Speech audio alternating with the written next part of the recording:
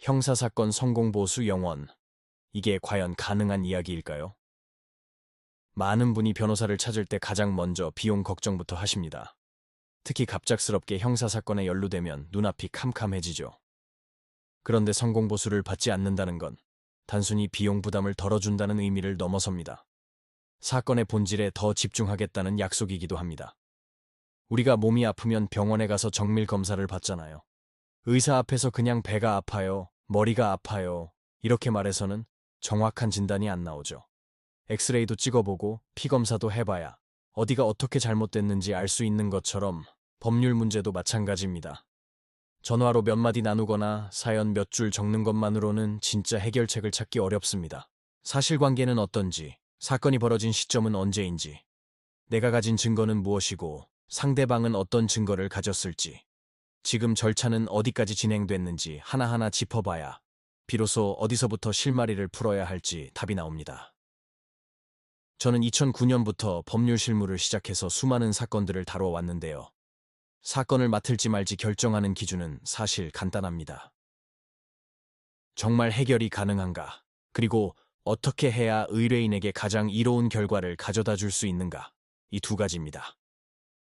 예를 들어 절도 사건에 연루된 분이 찾아오시면 단순히 무죄 주장만 할 게 아니라 피해자와의 합의는 어떻게 진행할지, 어떤 양형 자료를 준비해야 하는지 처음부터 같이 설계합니다. 성범죄 사건은 또 다릅니다. 피해자의 진술이 가장 중요한 증거가 되기 때문에 경찰 조사 단계에서 어떻게 진술하고 대응하는지가 재판 결과까지 좌우할 수 있습니다.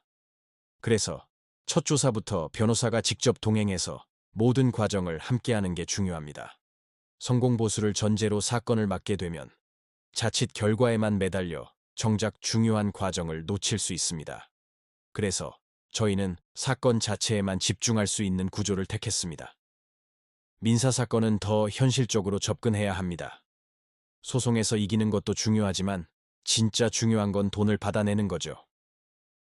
채권 추심 사건을 맡을 때 저는 항상 그래서 이 돈 실제로 받을 수 있습니까? 이걸 먼저 따져봅니다. 소송 전에 상대방 재산을 미리 조사해보고 이길 확률뿐만 아니라 실제 집행이 가능한지까지 따져보고 소송 전략을 짭니다. 판결문만 받고 돈은 한 푼도 못 받는 경우 생각보다 정말 많거든요. 부동산 분쟁이나 요즘 문제가 많은 전세 사기 사건은 더 복잡합니다. 저는 공인중개사 자격도 가지고 있는데요. 법률적인 쟁점뿐만 아니라 계약서의 구조나 등기부등본의 권리관계를 함께 뜯어봅니다. 그래야 어디서부터 문제가 꼬였는지, 어떻게 풀어야 할지 실질적인 해결책이 보입니다. 법만 알아서는 놓치기 쉬운 부분들이죠. 이혼이나 재산 분할 같은 가사 사건은 단순히 돈 문제로 끝나지 않습니다. 감정 싸움으로 번지기 쉽지만 그럴수록 더 냉정하게 미래를 설계해야 합니다. 양육권이나 양육비 문제는 아이가 성인이 될 때까지 이어지는 장기적인 관계잖아요.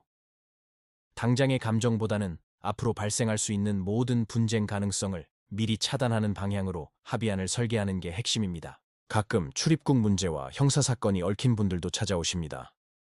외국인분이 한국에서 조사를 받게 되면 형사처벌뿐만 아니라 비자 문제, 강제 추방까지 걱정해야 합니다. 이런 사건들은 형사, 민사, 행정 절차를 따로 떼어놓고 보면 답이 안 나옵니다. 처음 상담부터 조사, 소송, 그리고 마지막 집행까지 하나의 흐름으로 보고 변호사가 직접 모든 과정을 챙겨야 합니다. 저는 2014년에 사무실을 연 이후로 단 한 번도 수임료 문제로 분쟁이 없었습니다. 그 이유는 아마 안 되는 건 안 된다고 솔직하게 말씀드리고 모든 사건을 내일 당장 진행한다는 생각으로 준비해왔기 때문인 것 같습니다. 이런 접근 방식과 판단 구조를 바탕으로 형사, 민사, 부동산, 가사, 행정사건 전반을 다루는 곳이 바로 법률사무소 아신입니다. 혹시 지금 법률적인 문제로 고민하고 계시다면, 변호사와의 구체적인 상담이 필요하시다면 영상 아래 설명글을 참고해 주시기 바랍니다.